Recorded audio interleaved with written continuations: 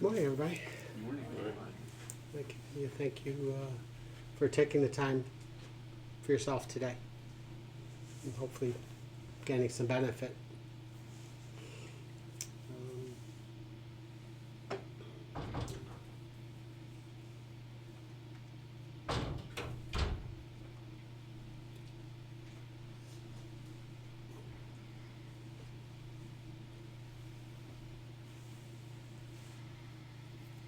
So just so let's start with introductions. I think everybody maybe or maybe doesn't know each other.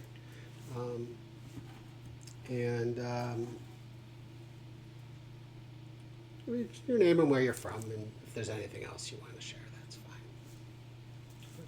Riley Fay, Youngstown, Ohio. I'm Vanessa, I'm from Akron. I'm Jess, I'm from Stoughton. I'm Kathy from Cuyahoga Falls. Angela, Cuyahoga Falls. John from Cuyahoga Falls. I'm Lisa from Goodyear Heights. And I'm Mike from Kent. I'm Mark from Aurora. Welcome everybody again. Thank you. So today's going to be broken up into a few different segments, but let's start with just some shamatha meditation. And I like to remind everybody and myself, the definition that I like to use for mindfulness is paying attention on purpose to the present moment, without judgments and with compassion. And Mingyur Rinpoche, who's a well-known Buddhist teacher, is quoted as saying, "Let your mind rest like a feather on the surface of water. If it wanders gently, bring it back again and again without judgment." And what he means by a feather on the surface of water is, imagine that your mind is the ocean or a lake, and maybe at the moment it's nice and tranquil. And then that nor'easter comes in and all of a sudden it's turbulent and the waves are coming, okay? And the feather is just kind of riding those waves, just going with the flow. And then if we don't start judging, if we don't get attachments, the feather again will rest in the calmness of the water. And that's our lives from moment to moment. We never know when turbulence is going to come. So the art of practicing meditation is practicing for those moments. So at some point, so we'll start with a shamatha meditation. I'll give some brief instruction in a moment. After it starts in a few minutes, I'm going to exit the room just for a minute to lock the door downstairs. So don't think that's a sign that we're done. I'll be back.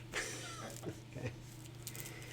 So, just some basic instruction. Just, sit comfortably, however you are, whether you're on a cushion or a chair.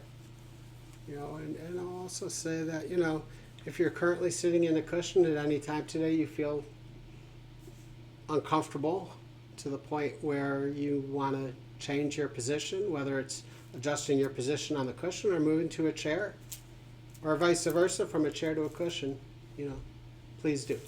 Experiment if you get uncomfortable. So just sit comfortably. Allow your hands to rest comfortably on your thighs. Your head balanced over your shoulders. If you wish to have your eyes open, just keep in downward gaze just a few feet in front of you. Not really focusing on anything. Just keeping a general awareness. And the breathing is normal. Nothing exaggerated.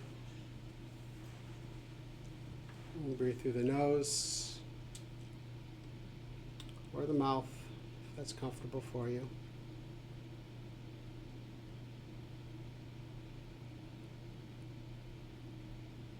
We want to make sure we're sitting somewhat upright.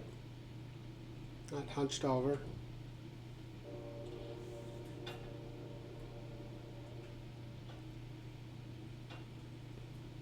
It'll allow for a nice gentle flow of air.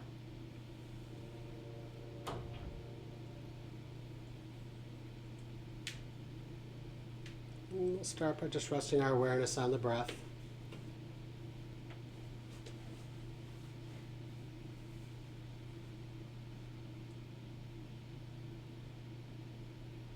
And treat your breath as that body of water.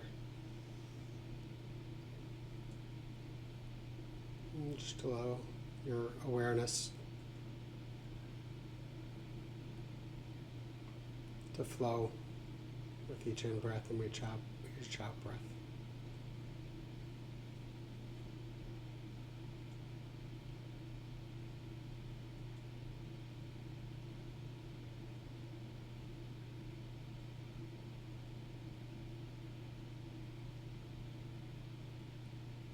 And that's the practice. Rest your awareness on the breath. When it wanders, which it will, rest your awareness back on the breath, without judgment and with compassion.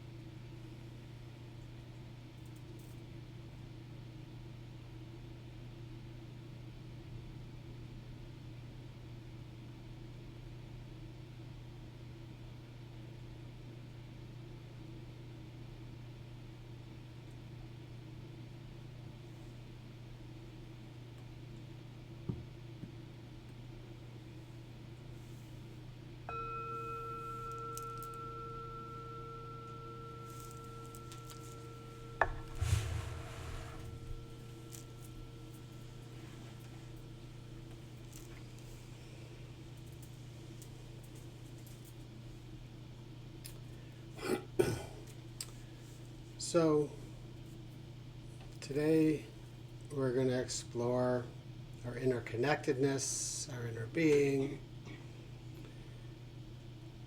with ourselves, within ourselves, with other people, with everything around us.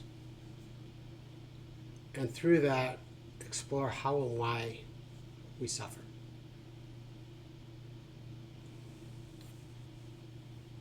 And hopefully, by the end, we'll have an idea of how to avoid that suffering, at least for moments, and find the happiness that we're all looking for. Start with just a general overview, of suffering and where these teachings originated somewhere around 2,600 years ago from the Buddha, and the story, the quick story goes: the Buddha was born a prince, heir to be a king, and one day stepped out of his castle and saw, for the first time in his life, people sick, people dying, people old, and thought to himself, he's got to figure out a way to stop that, alleviate that. So he left the nice confines of his castle, and this all took place in northern India, and for years he wandered, and he tried different tribes, different methods, everything. In his growing up, it was all about gluttony, so he thought, well, that didn't work, so I'll try the opposite of that. So he tried starving himself and painful things, and eating nothing but nettles, and he saw that nothing was alleviating the suffering. No matter what he was trying, whatever people were teaching him, he was suffering, and he was seeing other people suffer. So one day he parked himself in what's now a town called Bodh Gaya, sitting under what is called the Bodhi tree, and he sat there until he attained enlightenment. And these teachings that I'm going to share with you today, in part, is really the foundation of what he discovered when he became enlightened. And that is the interconnectedness of everything. And how, this sense of an independent self is a false view, that everything is constantly changing, there is nothing permanent. And it is really the assembly of causes and conditions, internally, externally, that create that term interdependent origination.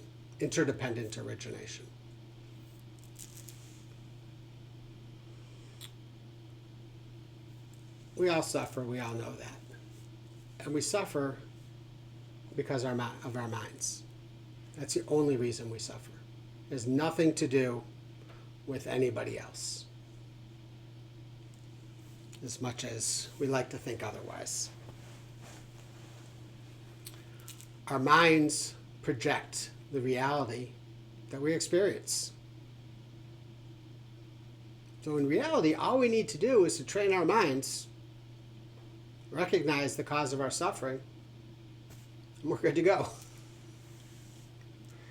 And that's really what this path is laying out a way to train our minds to be with what is rather than what we want it to be.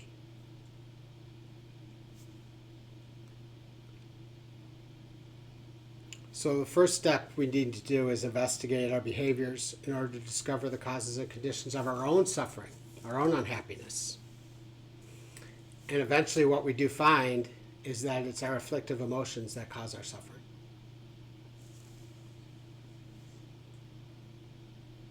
Usually, it's past. Right? It's always past. But even though that the past is gone, our childhood experiences will condition how we experience today and tomorrow. Our present life, whatever we're going through today, is going to influence our future.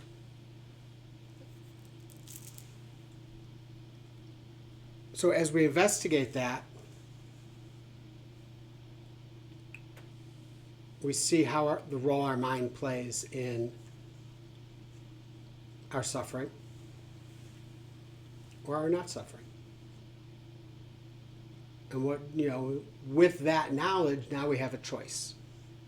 What do we want to do with that?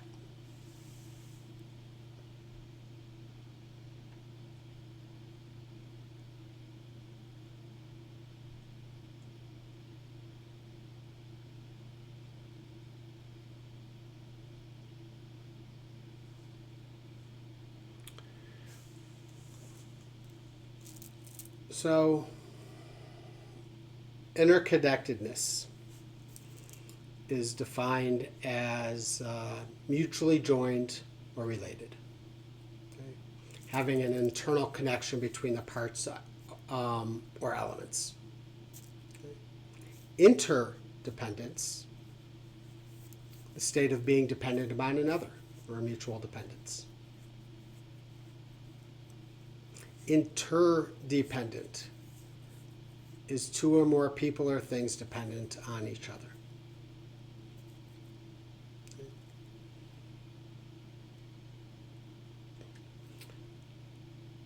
I give you those definitions for two reasons. One is, if you've been here before, I like to define what it is I'm talking about according to Webster. But also because, most likely I'll be using those terms, and possibly the other term I like is interbeing. That was a term coined by, I believe, Thich Nhat Hanh. At least a phrase, a word that he liked to use a lot. So I'll be using those interchangeably throughout today's talks.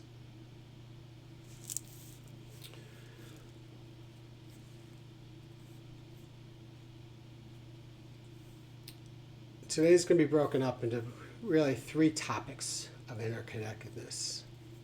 And I'll be honest, each one is a little bit more complicated and confusing than the next. Okay. What I will ask you to do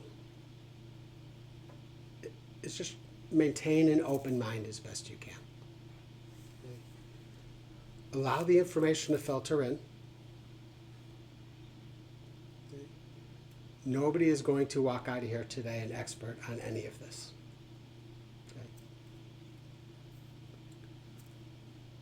So try not to get discouraged if it doesn't make sense. Okay? I can tell you that I've been studying these topics for about a dozen years, and it still is a hard concept to grasp. It makes a little more sense today. It makes a lot more sense today. But it wasn't one teaching or two teachings that did it. It's been listening to lots of podcasts, teachers, reading lots of books to understand it. So the topics that we're going to start off with is the interbeing of ourselves and other beings, the interconnectedness of our mind and our body, and the last one is ourselves and everything else. It encompasses the world as it relates to the truth of emptiness.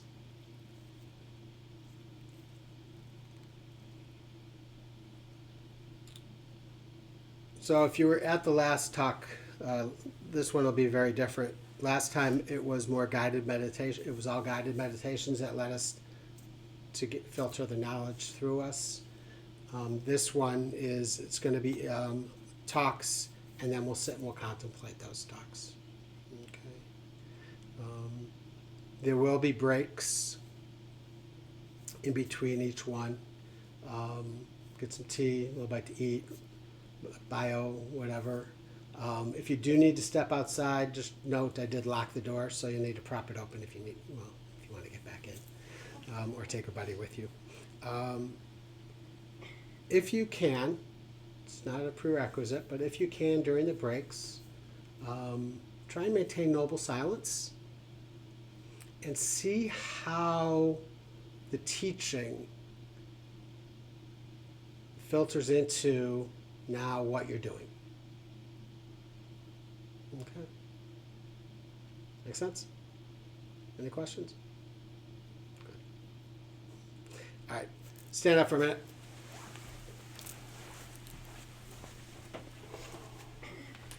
Just shake it out.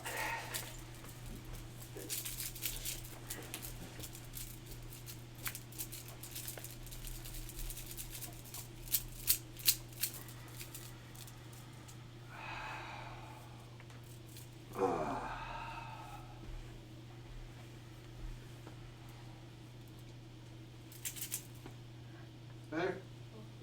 All right. Back down.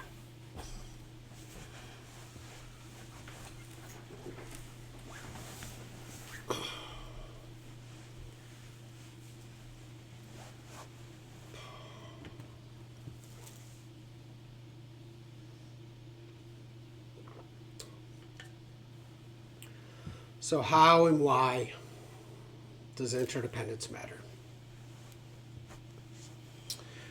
It matters in all our relationships and really every aspect of our lives. It really is a definite force in our world because knowing this knowledge, we can respond and adapt to every circumstance that we're in. We can change. And we can work towards our goals by gathering the conditions needed to accomplish them. If we're not working from the mind of interdependence, we really couldn't do any of that. We'd be stuck. Understanding how this works enables us to consciously reorient our lives to everything around us.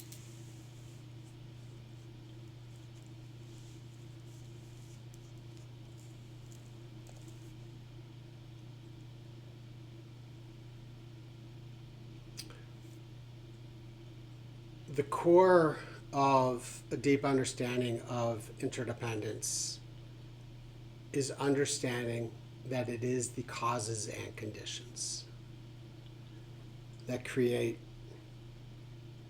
absolutely everything. Nothing happens in a vacuum.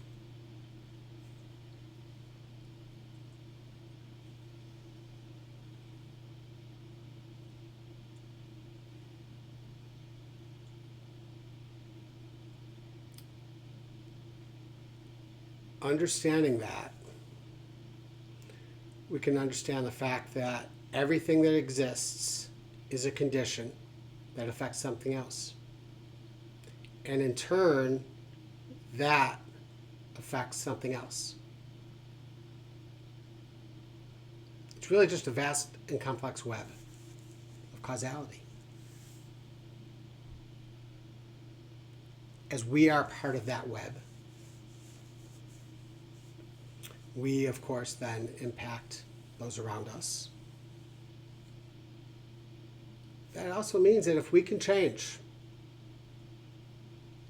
so can those around us. If we do change, the people around us will change.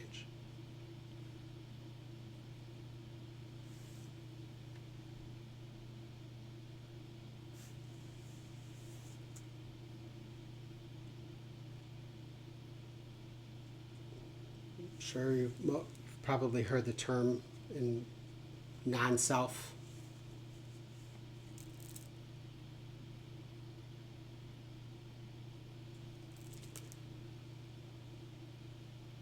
Interdependence leads us to examine that nature of self. Okay, challenges to how we see ourselves in that relationship to other people. Transforms how we engage with others emotionally in our actions. Where we start by observing our own experiences.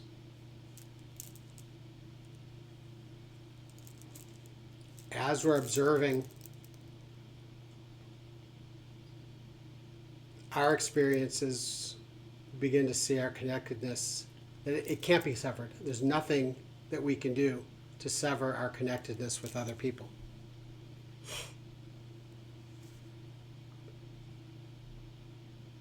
That means that no individual is fully self-sustaining or divisible from others.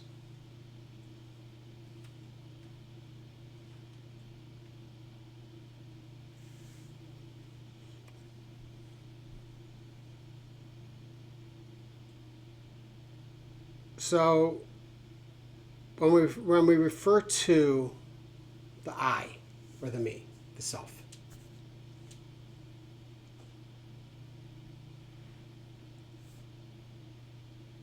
traditionally, habitually, we think of ourselves as a solid, separate, independent entity.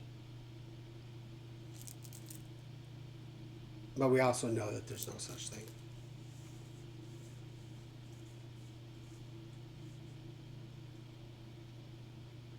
So when you say I, as I point to me, what am I pointing to? You know? My body? Well, truth is that this body came from others. Truth is that it is composed of cellular materials that are comprised from two other people.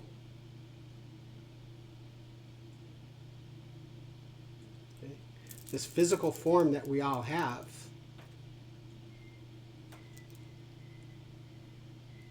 started just after conception. And it was the nutrients that were taken in then that helped to form the body.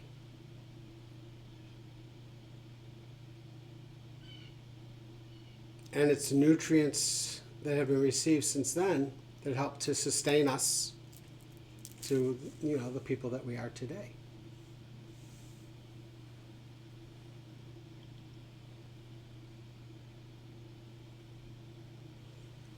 Each one of those meals that we sustained came from somebody else.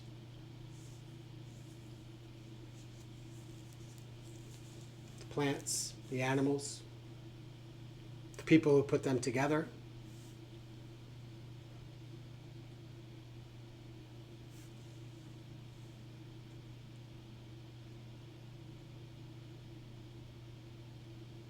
So our body comes from everything around us. There's nothing inherently just my body. It's a piece of our environment. It's a piece of our parents, biological parents, the farmer down the road, the workers, everybody.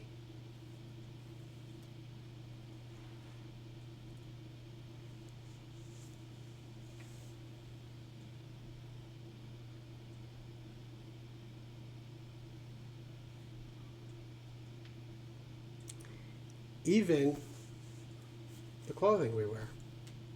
Right? This is my sweater. Well, certainly it was made by others, not that talented. It was probably acquired by somebody else. We weren't born wearing these clothes. Cotton comes from plants. The wool from a body of sheep. Even the synthetic fabrics were made in factories. How about all the humans and the animals that played a role in making the clothes we wear today?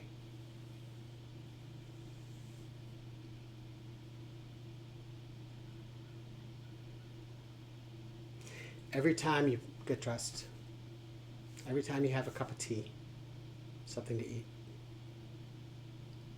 that is a display of that interconnectedness.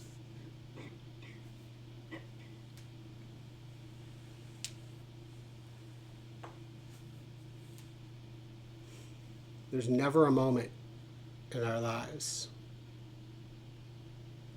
where we cannot rest our mind on receiving the benefit from others.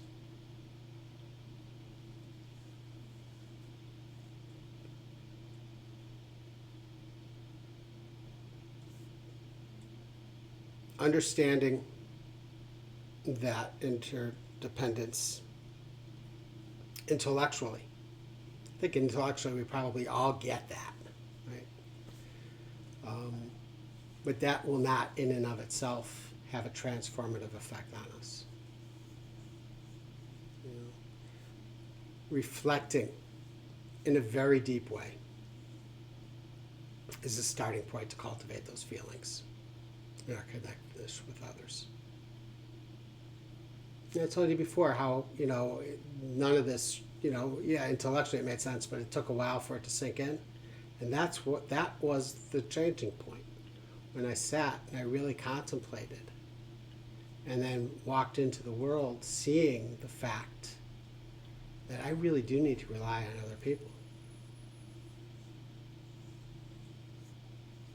The aim here is to be able to feel the extent to which others are extremely important and integral to all of us, and to gain an emotional awareness that you are never, ever truly separate from them.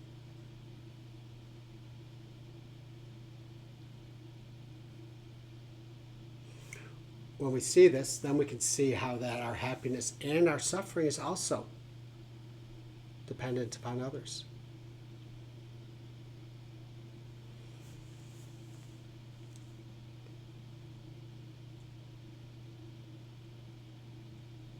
Leading our lives selfishly,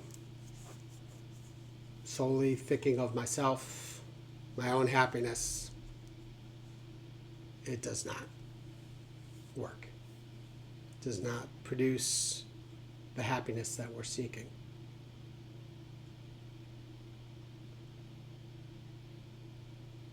Once we understand deeply that self and others are not two entirely different things, that we cannot really separate, that's when things can change. That's when we can feel that deep sense of profound connection to all beings, not just people, all beings.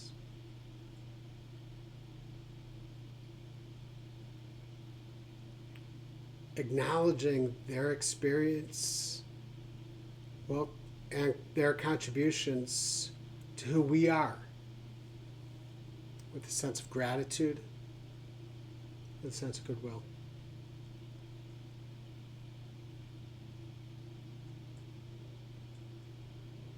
And with that, we see how we must consider others with a sense of well-being as well.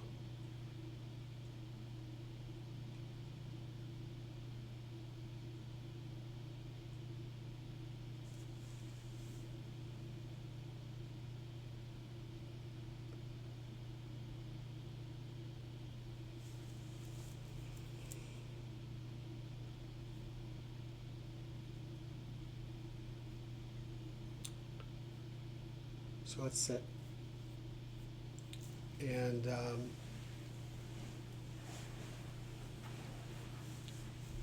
take a piece of that sticks with you, if there is, and we'll spend the next 15-20 minutes or so contemplating that. And how contemplate it not in generalities, but contemplate it in how it has a connection with you, and how you can walk out of here today maybe a little bit different than you walked in, and how you interact with the world around you.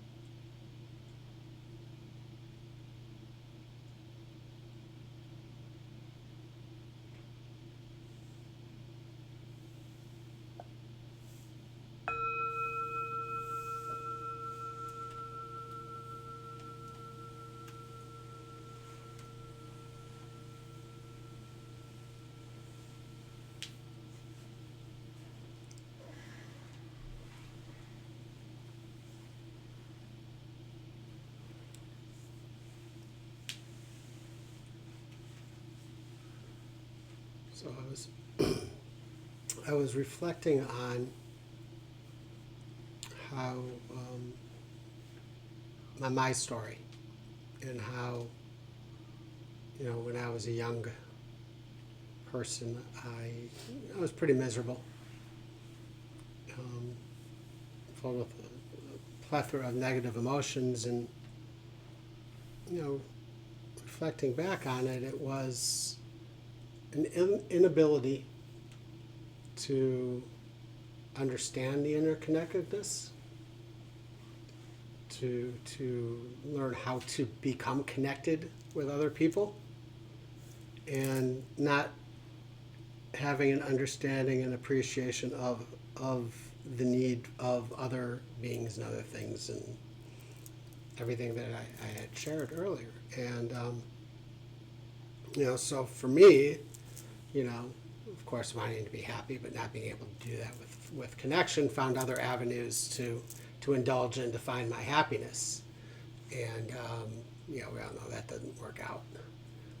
But what that led me to, much later in life, was these teachings, and now learning how to build that interpersonal relationship, and appreciate absolutely everything in my life.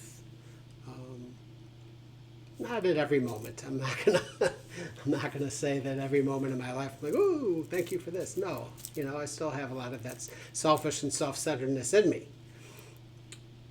But I can see that today, and I can respect that part of me as much as I can respect the part of me that really is appreciative and understanding the interconnectedness and the inner being, and wanting to be with people, and appreciating when I walk into a store what it took to bring all of that together, or whatever it might be. And that's a small example of the transformativeness that these teachings can have for us. So let's take a break, stretch, bio, grab some tea, a little light snack. Like I said, if you need to go outside for any reason, make sure you leave the door ajar a little bit for you. And we'll gather back up in about 10, 15 minutes or so.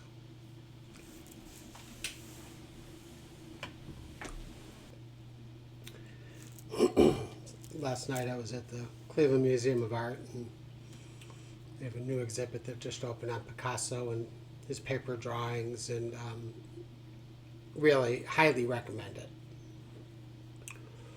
And it showed his entire life's work from age like 11 to, I think he was in his 90s when he passed. And of course I have today's subject in my head, and I'm seeing like this work that he did, and I'm terrible with remembering names and all that. If you know what I'm talking about.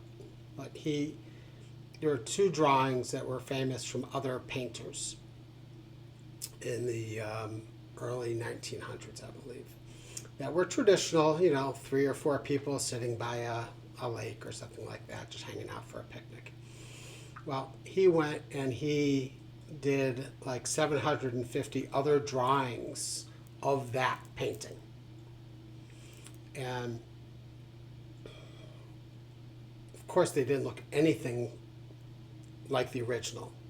It was, in my mind, it was the interconnectedness of all those people, because they were like layered on top of each other in different ways and different body parts, and it was just a fascinating way to look at it. I have no idea if that's what he meant, and my wife and I had an interesting conversation of because the way it was described there was that he was appreciative of their work and therefore wanted to do a similar, show their work in a different vein.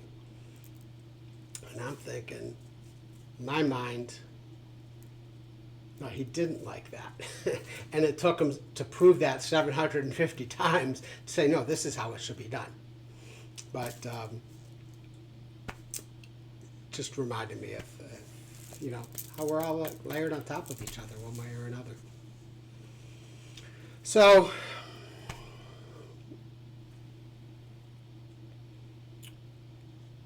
now we move on to the interconnectedness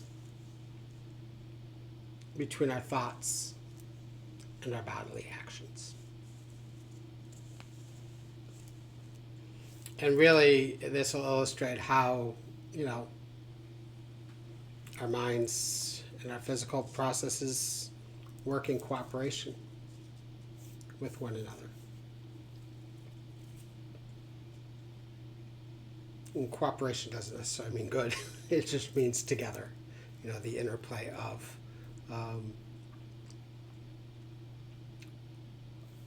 But understanding that fact, that our mind leads our body, then gives us an opportunity to promote a holistic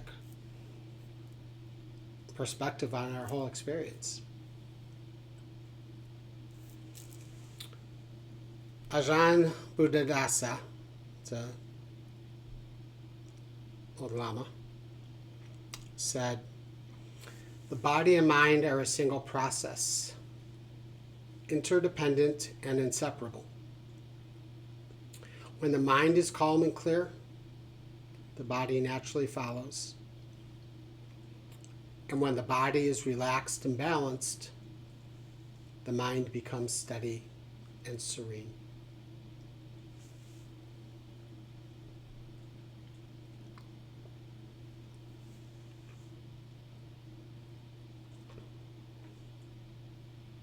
It's expressed in Buddhism as when there's this, that comes to be. With the arising of this, that arises. When there is not this, that does not come to be. And with the cessation of this, that ceases. All cause and effect.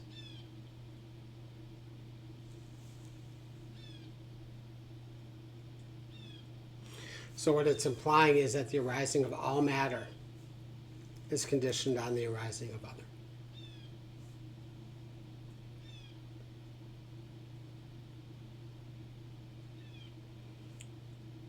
In other words, all matters are mutually influencing one another.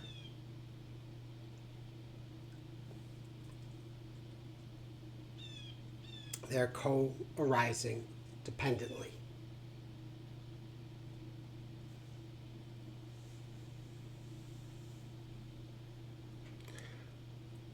Classic description of that is the growth of an apple tree. Just having a seed from an apple does not necessarily bear fruit of an apple from a tree. You must have the right causes and conditions. Suitable climate, sunshine, moisture, the nutrients from the soil in order to grow and bear that fruit. If any of one of those conditions are not present,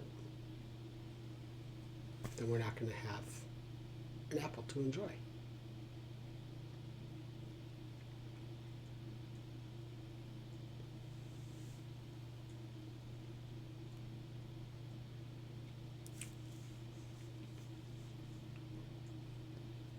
Interconnectedness can also be defined as an awareness that an awareness that the existence of all phenomena in the world is a result of the fulfillment of different causes and conditions, in which no entity can sustain independently without relying on other factors. So again, like I said earlier, we can see how our suffering is not isolated, how it's created by the causes and conditions.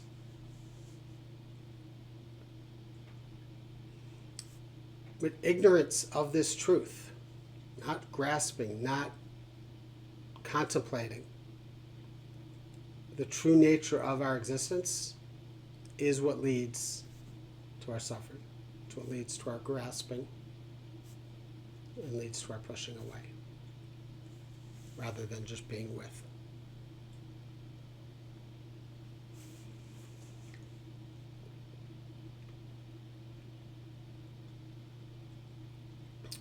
Interdependence is often depicted in the teachings as the 12 links of dependent origination. And they're solely based on cause and effect. And through these 12 links, we can see how our suffering arises, but also how it can be transcended.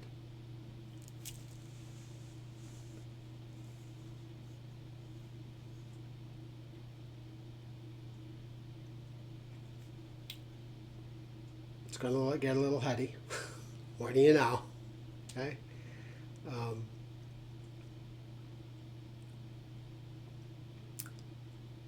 An absolute understanding of these concepts of dependent origination can only arise through a great deal of effort and practice.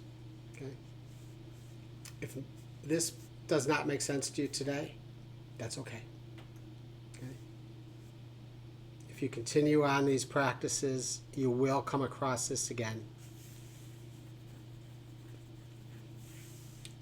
In time, it will make sense.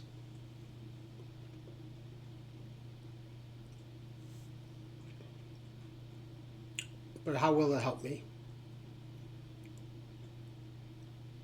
Once we realize these truths, that all things are impermanent, we see that there's no point in expecting things to last forever, nor to be permanently satisfied. And we can also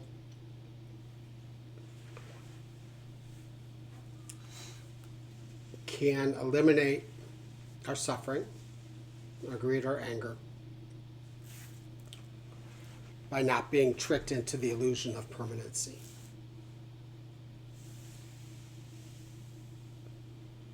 So the first link is called fundamental ignorance. Okay. To be honest, the word ignorance kind of threw me off when I first heard it in these teachings, but it's not necessarily, well, I guess it is. It is what I thought it was, but not in a harsh way, please. It's ignorance of the understanding of the truth. Okay? And the truths are laid out in the laws of cause and effect, or karma, and in the Four Noble Truths in the Eightfold Path. Those are true paths to happiness.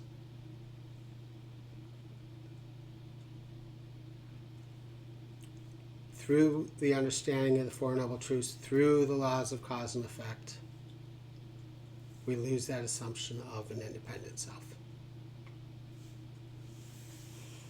So number 2 are conditioning factors.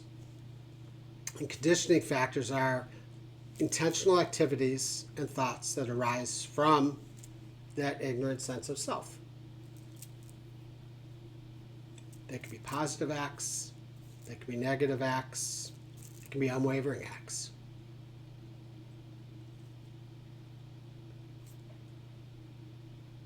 Number 3 is our consciousness. And there's 2 aspects to consciousness. There's the cause moment, which is what happens at that time of action. And then there's result moment, which are the results of those moments, of that action, which may not take place right away. Number 4 is called name and form. And it's a combination of mental and physical elements. Name represents the mental aggregates of feelings, perceptions, conditioning factors, and consciousness. And form represents our physical body and its sense organs. Okay? Ears, eyes, nose, taste buds, such. And number 5 is our sense powers. So what our sense organs do for us. So our sight, our hearing, our smell, our taste, our touch, as well as our mental faculties.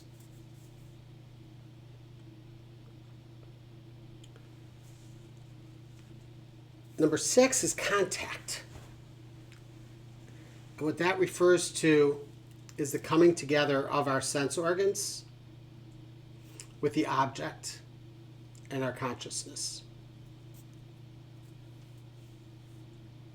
And it is through the contact that our feelings and our perceptions arise, and that the phenomena, whatever it is out there, is detected.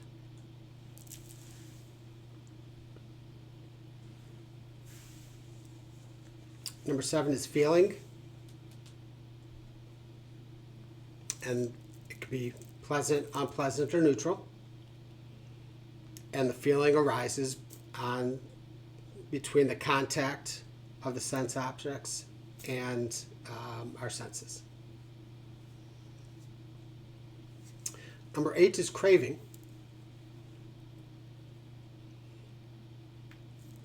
And they arise from the feeling.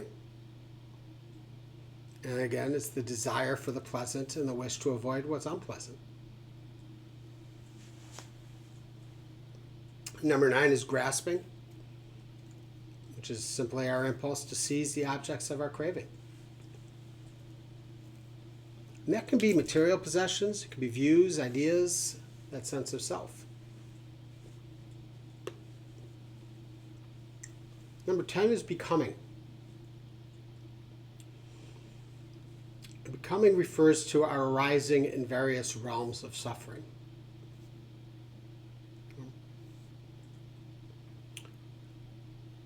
In Buddhist teachings, we could be born into different realms, the human realm being one of them. There's 6 realms in totality. That's what it's referring to in becoming one of these realms. And wherever you are born into is influenced by your actions. Okay? Those realms, it could be, and we feel these realms every day in our lives. They're really mental formations. So it could be craving, it could be that sense of self, that savageness that we might feel in the animal realm.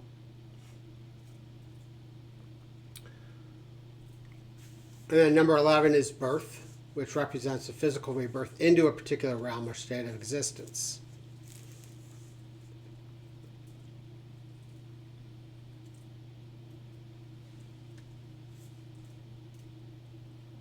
I look at it, to help me today, that concept of rebirth, I look at it more about our ignorance and attachments in this lifetime,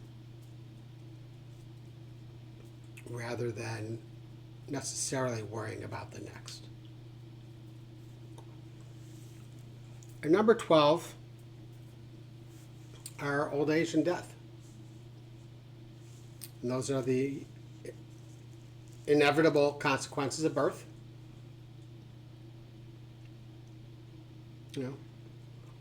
Unfortunately, not everyone faces old age.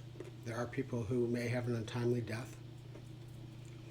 And not everyone may face all of these 12 links in their lifetime.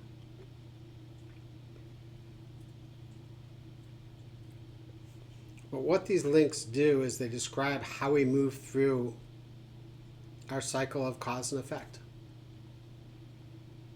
It throws a light onto our past, our present, and our future.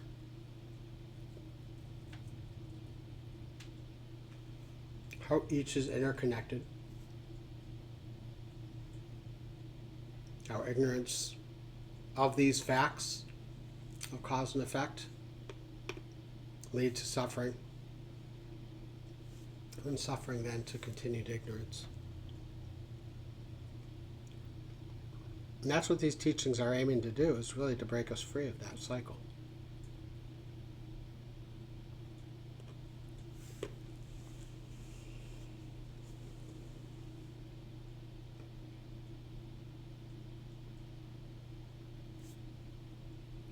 So that's a lot of heady stuff. And it's a fairly high level teaching and understanding. But it's important to have awareness of how, and particularly, we relate to our senses, our sense organs. And, whenever I'm teaching somebody for the first time meditation, I make sure they're aware that, our mind is a sense organ just like every other one we have.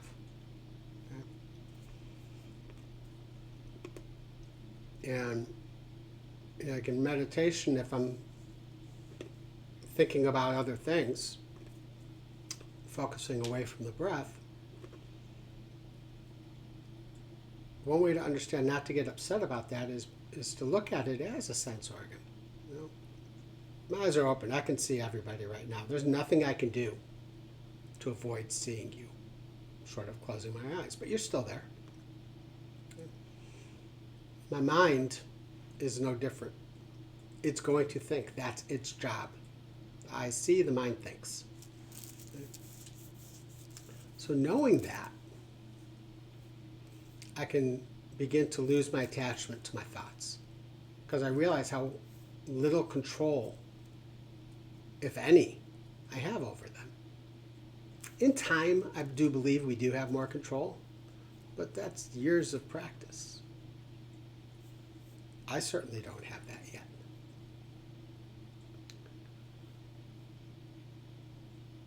So what am I clinging to? I'm clinging to my perceptions, my thoughts.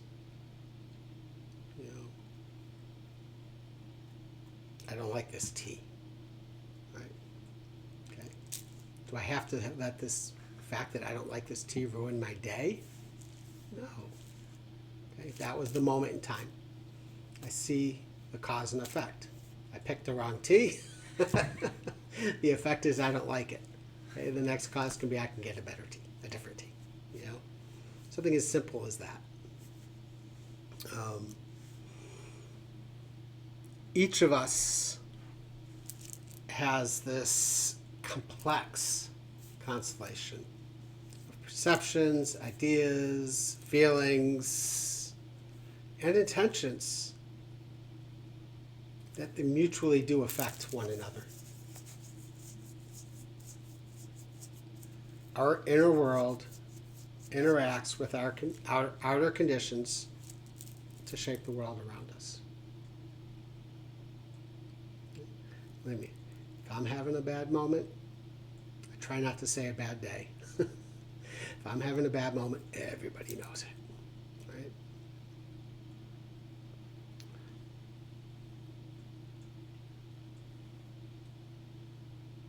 We respond to external circumstances as well, but we also create those. Right? In other words, our inner world and our outer world are intimately connected. And that interconnection is part of this interdependence as well. So recognizing this can lead us to a fundamental rethinking of who we are as human beings and our place in the world that we create.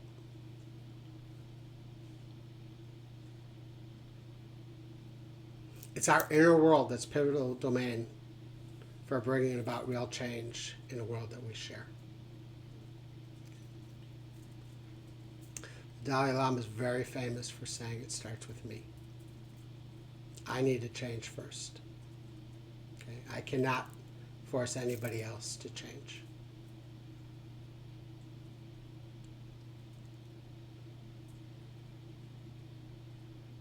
There is no social, environmental justice that's possible without significant change to our attitudes and intentional behavior that they give rise to.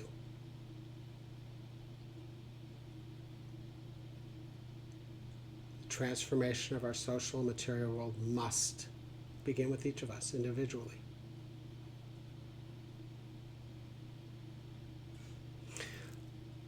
So, intellectually understanding this is the first step.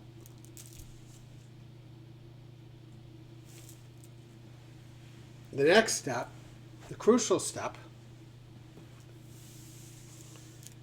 much like the first time around this morning, was to gain an emotional awareness of this interdependence that we have with ourselves. We need to feel our profound interconnectedness, not just know about it.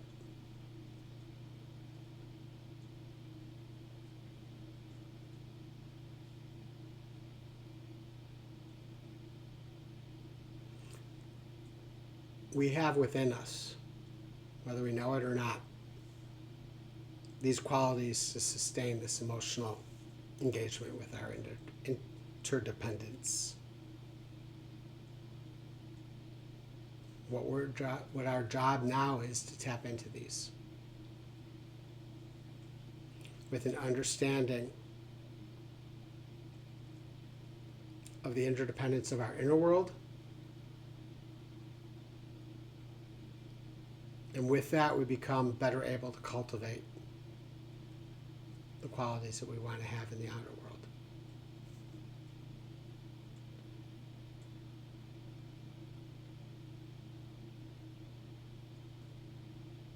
The more we contemplate and learn these facts, we begin to act in a way that truly reflect our interdependence.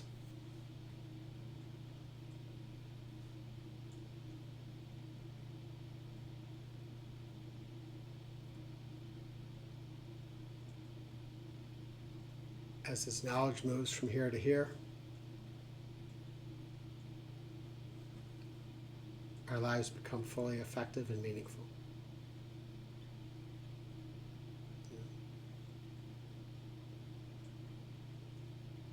The lamas in Tibet, whenever they say the mind, they go like this.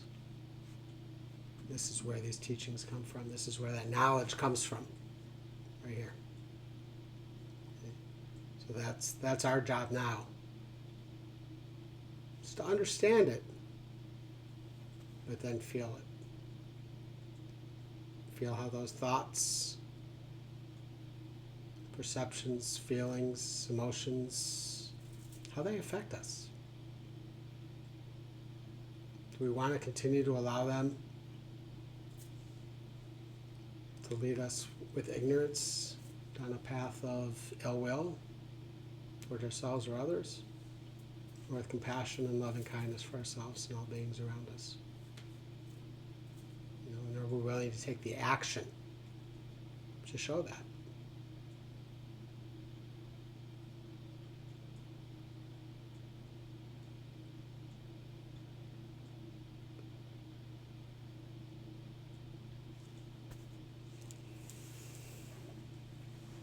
So let's contemplate that for a little bit.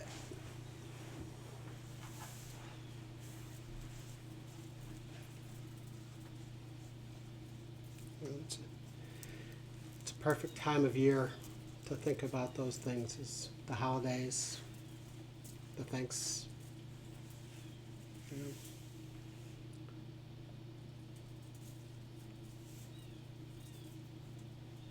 What can I do to be a better version of myself, for myself and all beings everywhere?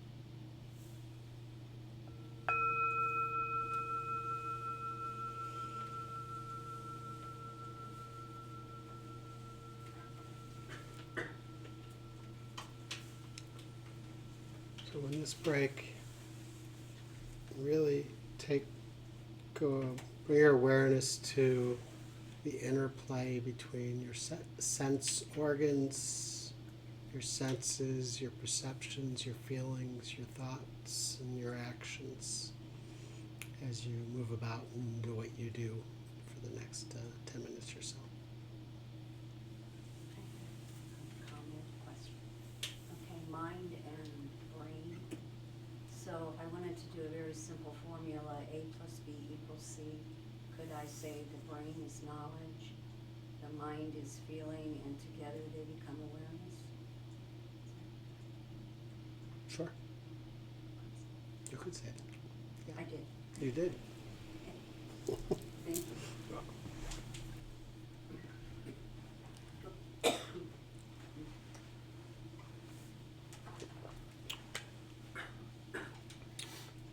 Oh, we're in the home stretch.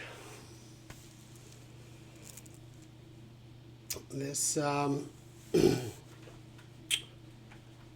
final section, in a sense, brings it all together. And it is entitled Understanding Emptiness and Its Role in Interdependence. You know, certainly can do a whole week's worth of talks on emptiness. I'll try and boil it down as best I can to about half hour at the most. Dalai Lama is quoted as saying, "When you understand that all phenomena arises due to causes and conditions, you see that they have no independent existence.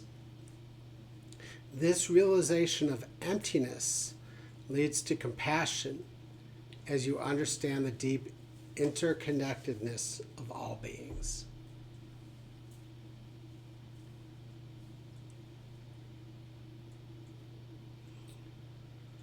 So it's taught that the absolute true nature of all phenomena is the inseparable appearance and emptiness, the inseparability of emptiness and appearance.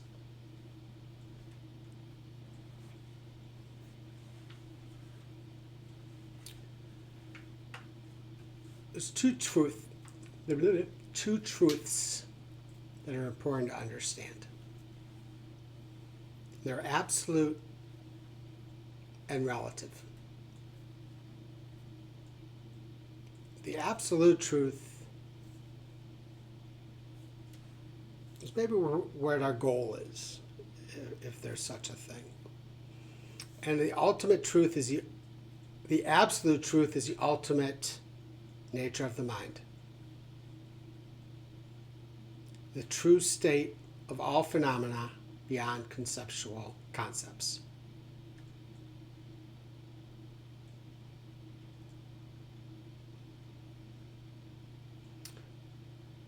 So the absolute truth is seeing, using all of our senses without any additional concepts being added to them.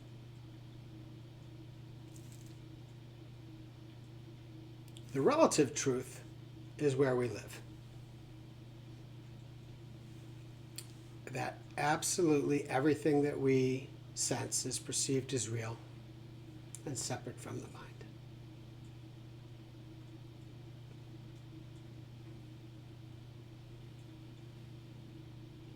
And it's really important to understand those two, because those two are always together. They are inseparable truths. And understanding those,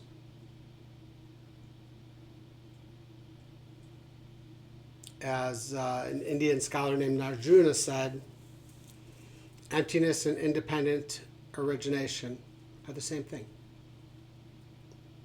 So pretty much everything that I've described for the past couple hours is emptiness.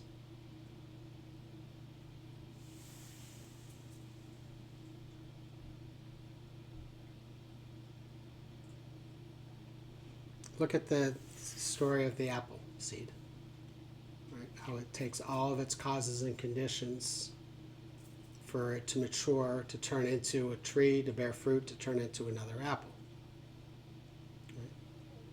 The seed out and of itself is empty of any true existence. It needs everything else, all of those other causes and conditions, for it to do what it does.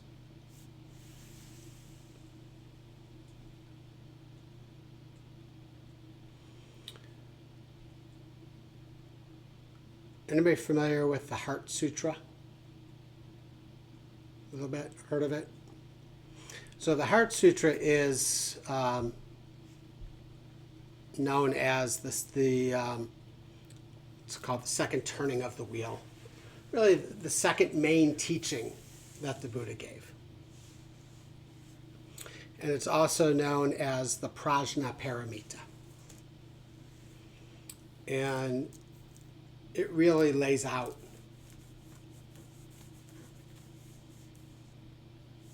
what emptiness is.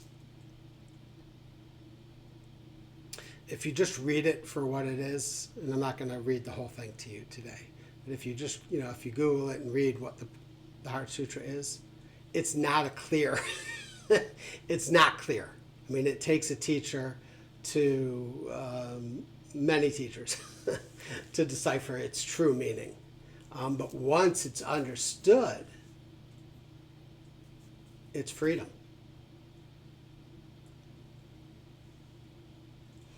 So what the Heart Sutra states is that we have 5 aggregates: form, feeling, perception, formation, and consciousness. Talked about those earlier. And those encompass all compounded phenomena. And compounded phenomena depend for their existence on the causes and conditions external to themselves. Make sense? A little bit? Okay.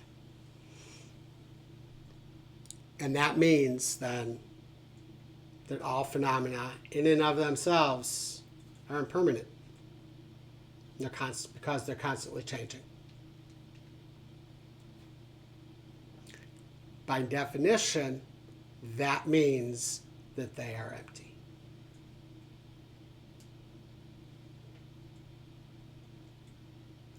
Emptiness has nothing to do with nothing. They're not nothingness. They just in and of themselves have no true existence. They need something else to give them existence.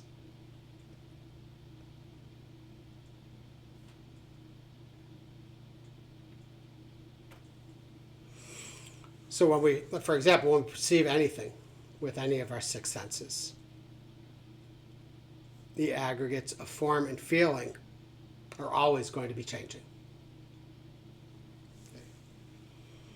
And we respond to each perception that we have on these aggregates in one of 3 ways: positively, negatively, or neutral.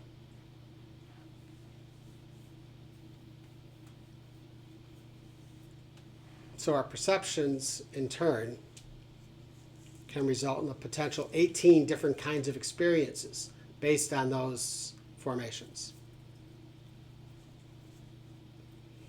I threw that in there because these teachings are all about numbers, but don't worry about that.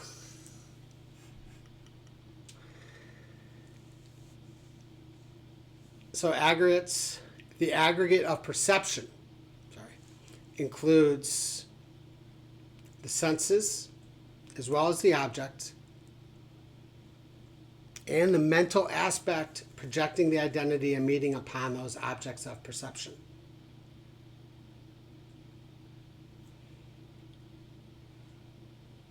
Those are always changing. The aggregate of formation, which refers to forming concepts based on our perceptions.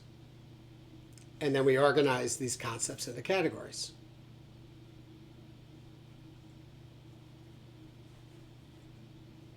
likes, dislikes, neutral.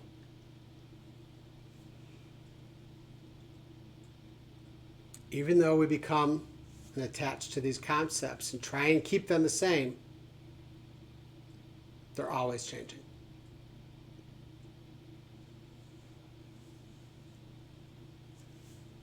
So even form is impermanent.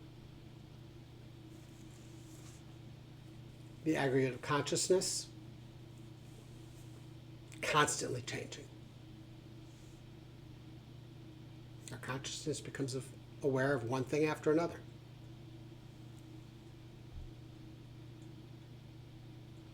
Because all of our aggregates are composed of causes and conditions,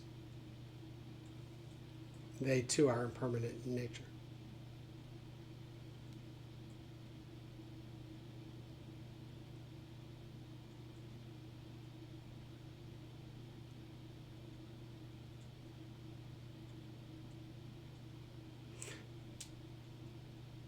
So, if even our consciousness has no true nature or self-existence, that means that it too is empty.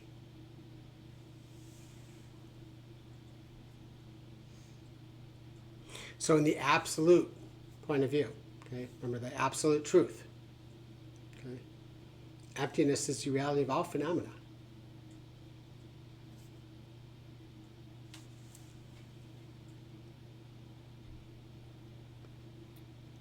I'll give you one line from the Heart Sutra. Form is emptiness. Emptiness is form. Emptiness is none other than form. Form is also none other than emptiness.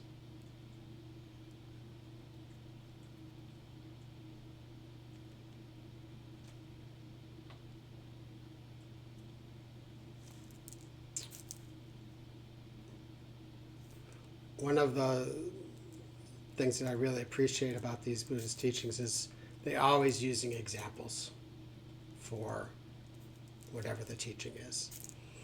And they must have always been teaching in front of a table, because a table is the classic example of what emptiness is. Okay? So, look, I have a table. Okay? We all see it. We all accept it as a real table. Right? Walking in here, nobody looked at this table and saw emptiness, saw it illusionary, or having it in a dream world. It's a table. We look at the characteristics, we see its color, its shape, and we see it as truly existing.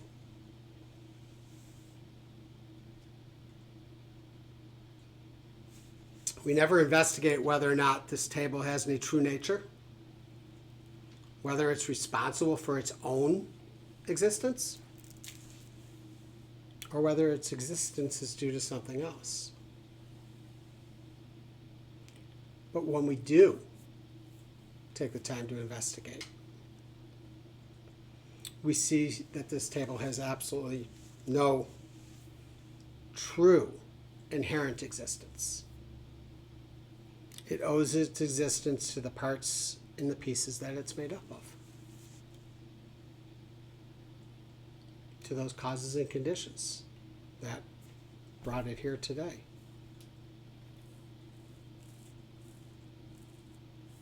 It's really just a bunch of objects, a bunch of shapes, collection of impermanent dependent characteristics that we label a table, so we all know what it is.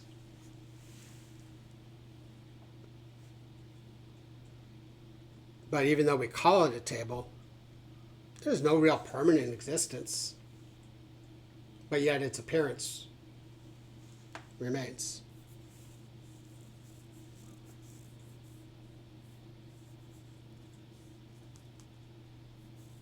So what we did there was we used two different methods of reasoning.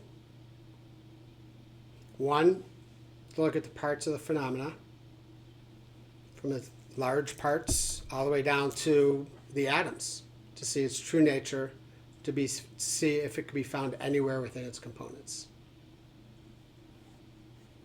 The other one, like for this table, look at the top, the legs, the nails, the glues, the varnish, all the molecules and atoms to determine if any one of these is a true table.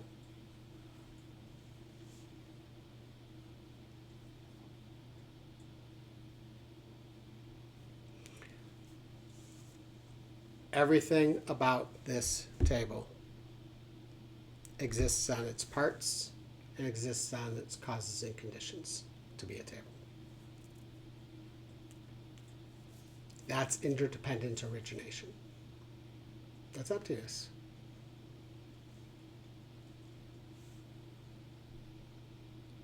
Yeah, we recognize the interdependent nature of the wood, back from the seed, all the causes and conditions that made that tree grow, all the causes and conditions that got that tree to the factory, the workers that built the table, the causes and conditions that brought them there.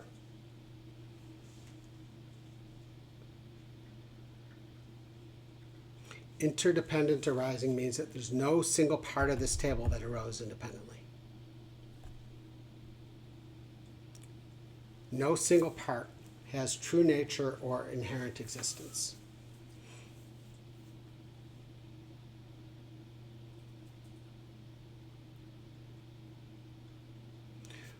We can look at everything around this room, everything everywhere, and say the exact same thing.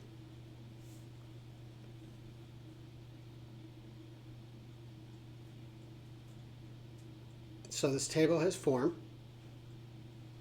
but it's empty.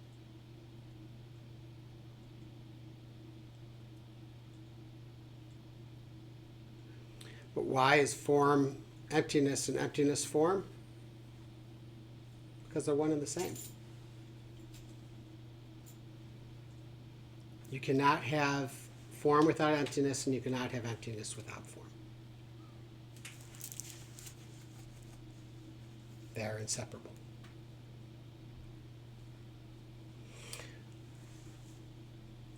So emptiness is the absolute true nature of this table. But the appearance is the relative truth of this table. So in a relative world, we don't investigate. The appearance is mistakenly taken as reality.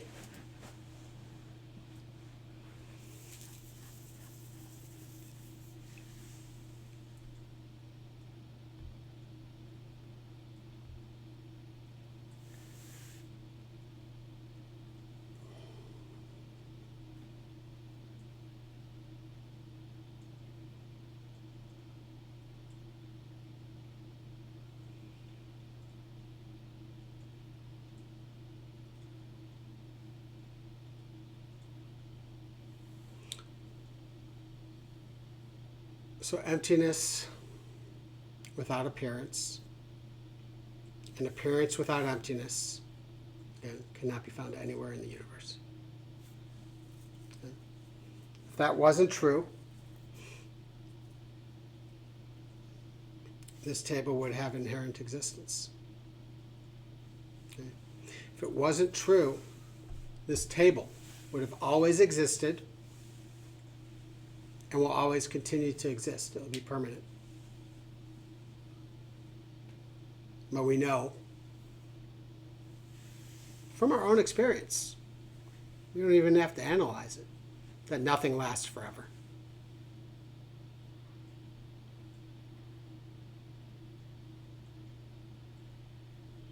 So if we can move forward with a clear understanding of emptiness, and when we look at any phenomena, we can immediately recognize its empty nature.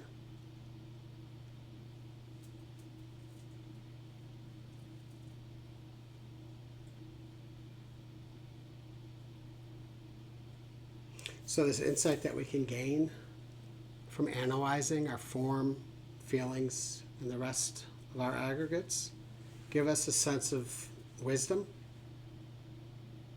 We can see beyond this superficial appearance and look at the true nature of things.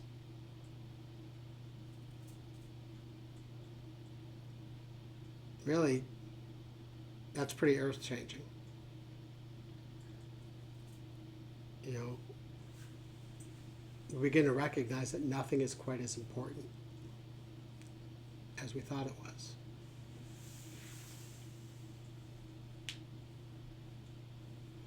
As we gain a knowledge of this concept of emptiness and the true nature of phenomena, it's said that it's like being in a bright sunshine where all the darkness and shadows of the night are instantly gone, seeing things for exactly what they are.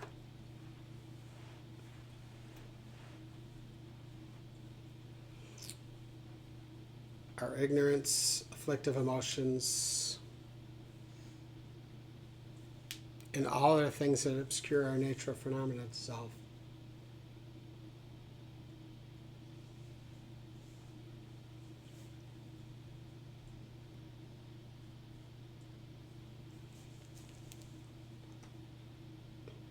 This is the truth. You know? And you can investigate this in everything you do all during the day. You know? You drove here in a car. You know? Investigate the true nature of your car. You know? Understanding its impermanent nature, its empty nature, its interconnectedness. Does that change the feelings about your car? Do we remain so attached to it?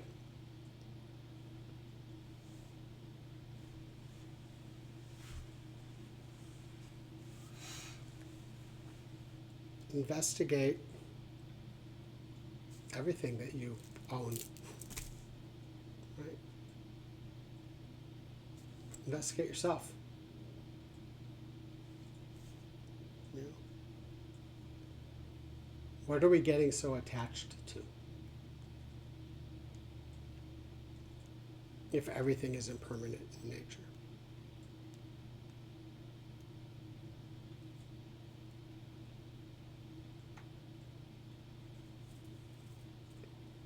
Careful of the flip side of that too, right? You know, it just, you know, it's easy to have the extreme views, right? Well, it's all empty. I don't give a hoot about this or that, right? Well, you know, these teachings are about the middle way, the middle path, okay? And finding that compassion and that empathy and that love and, you know, wanting to be a good human. Okay?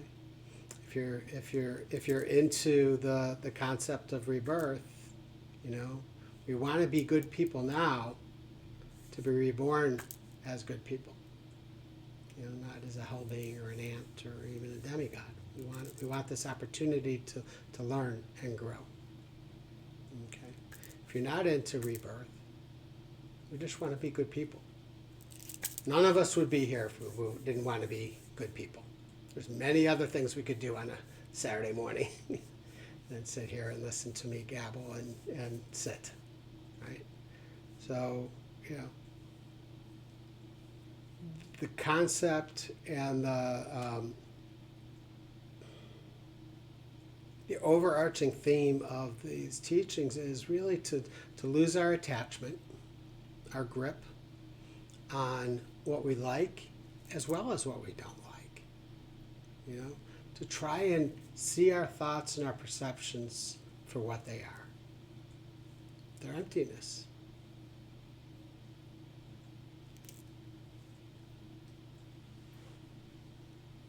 Allow life to unfold.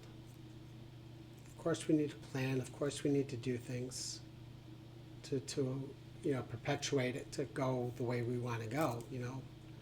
But at some point we need to just allow.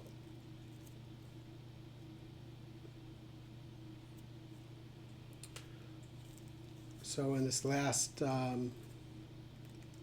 meditation, bring to mind maybe something that you have an attachment to, something, somebody, yourself, and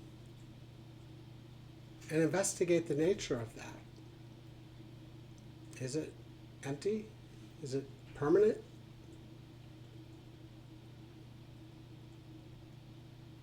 What am I attached to? What are the feelings and perceptions and thoughts that are bringing about this attachment? And what do I need to let go? All right. So,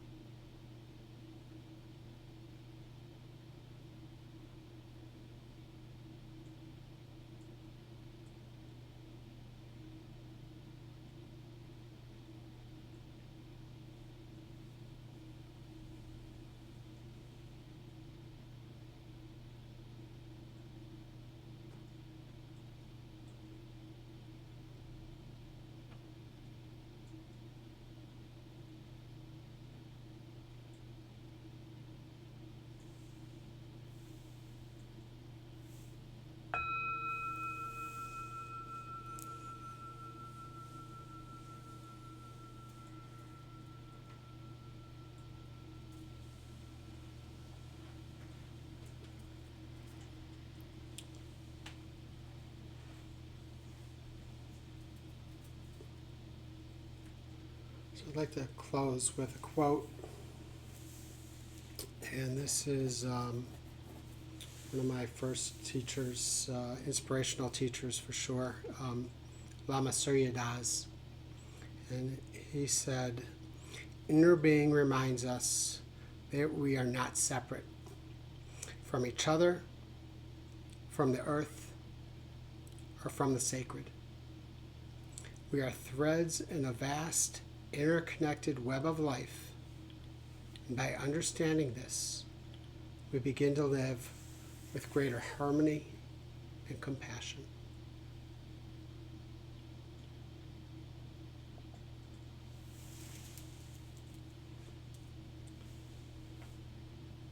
So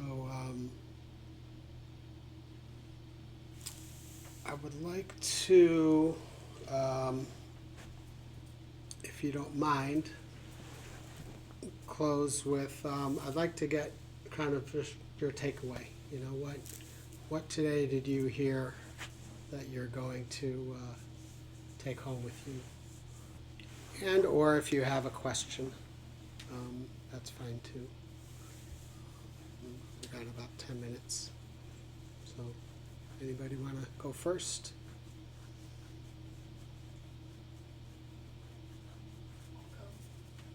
I was really looking forward to this because I've always sensed an interconnection since I was very small. As I got older and started to conform, I started to lose that sense.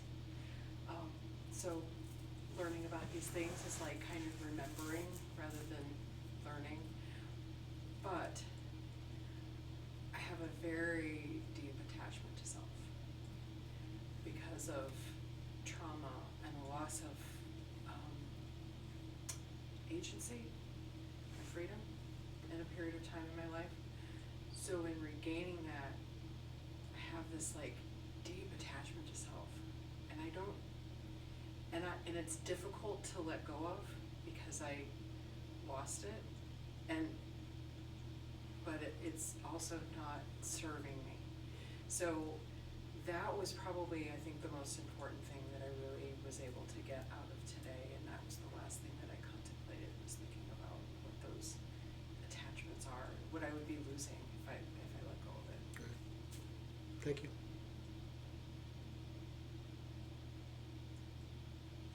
For me, it's realizing that all of this, I get it and it makes sense up here, but trying to get it to move down here, to actually feel it and live it, I still have that gap. It's hard. Why didn't this happen naturally? Why is this so much work? Those habitual patterns are a bitch.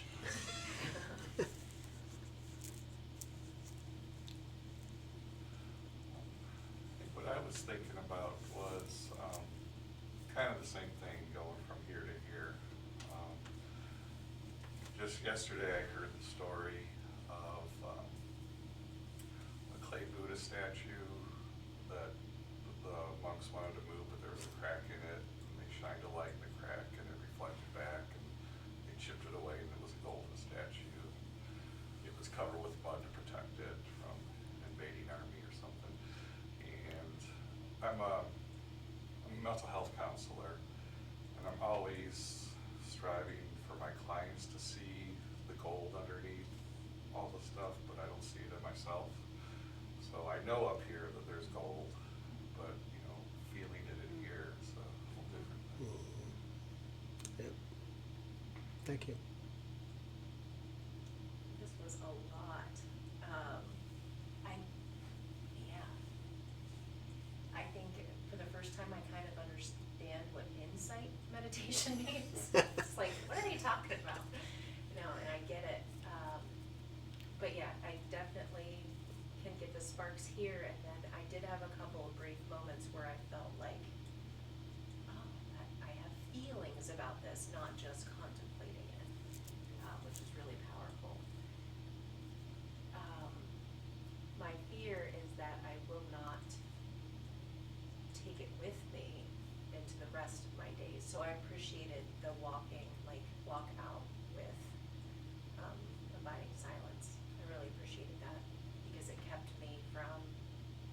pushing right back out. I'm gonna try that the Mhm. rest of the day as well. Thank you.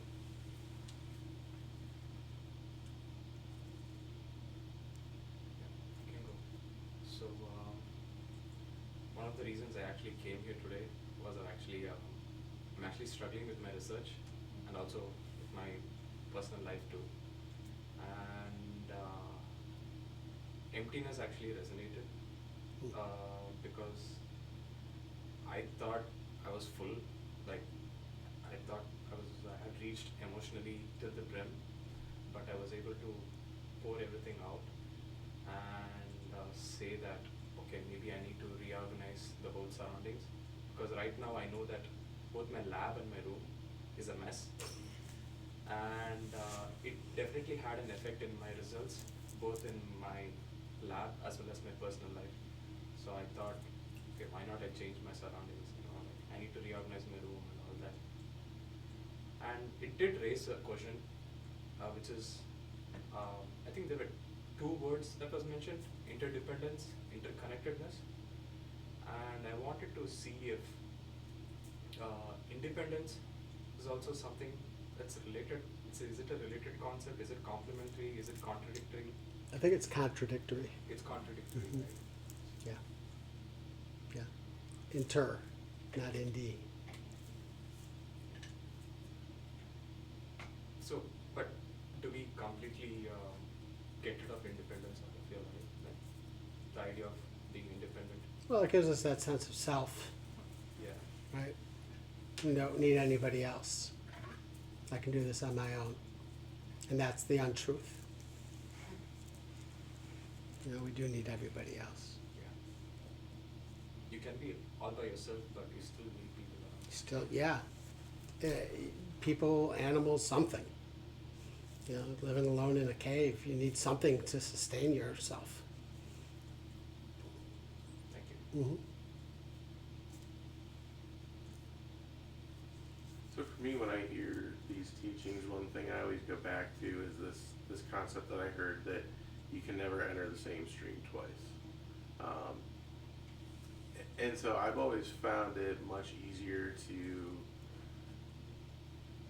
you know, kind of apply or like truly understand these concepts more to nature and things around me than I have people. And as you were talking about the way things from our past, we bring them into our present, that's something I'm going to try to be more mindful of not bringing my past interactions with people too heavily into my current interactions, to maybe color or shade what assumptions I make or how I interpret those interactions. It's hard. Good luck. Thank you.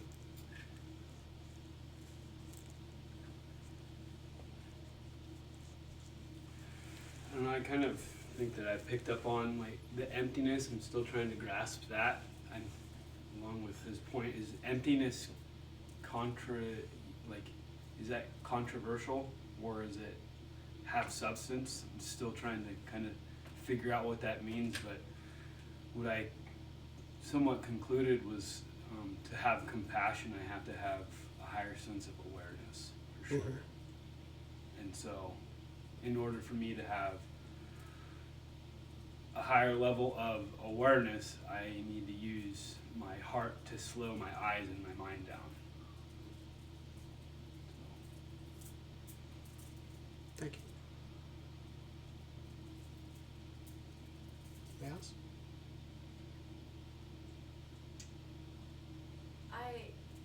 I'm so fascinated with my ability to attach and even suffer in that, but I don't know, laugh at my mind.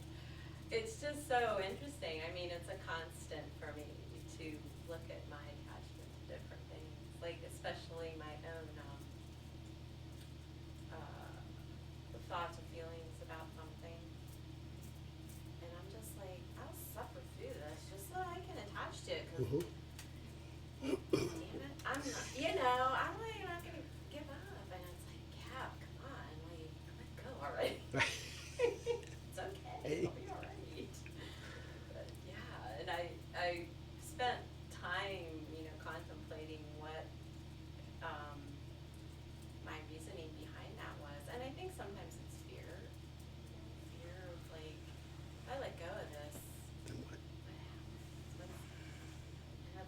and from, even from past experience, it's like, when I have let go, it's like, yeah, it's like been a really positive thing, thing in a lot of ways, Mhm. so, yeah. So that's always a interesting experience for me to contemplate my attachment. I really appreciate, I don't know who is you about attaching to yourself, and yeah, that was also really, gave me some really, touched me personally, because I also have the trauma from the past, and I never, I always thought, well, I'm human and I'm gonna attach to myself and my body, but I never connected it to my trauma, so I really appreciate that. That could be, part of it, so. Thank you. You know, I was thinking about my attachments, and for some reason the word time came up. I am very attached to time. Knowing what time it is, being on time, and it's like, if there's anything that boils my blood today, it's like being late. And me being late is being on time for most people. You know, and it's a struggle. The struggle's real. And if it's the worst of it, I'm okay, but it's not the worst of it. You know, and our habitual patterns is really all we have. You know, good, bad, or indifferent, we're nothing much more than a bunch of habits. And sometimes even those negative habits can feel like a warm blanket, because that's what we're used to. And, you know, it's often said we need to move forward, we need to get uncomfortable. And that's a matter of being cold, or whatever you want to call it, taking off the blanket and getting uncomfortable and doing what we know we need to do. So thank you, everybody, very much. Really grateful you're here. Thank you for sharing.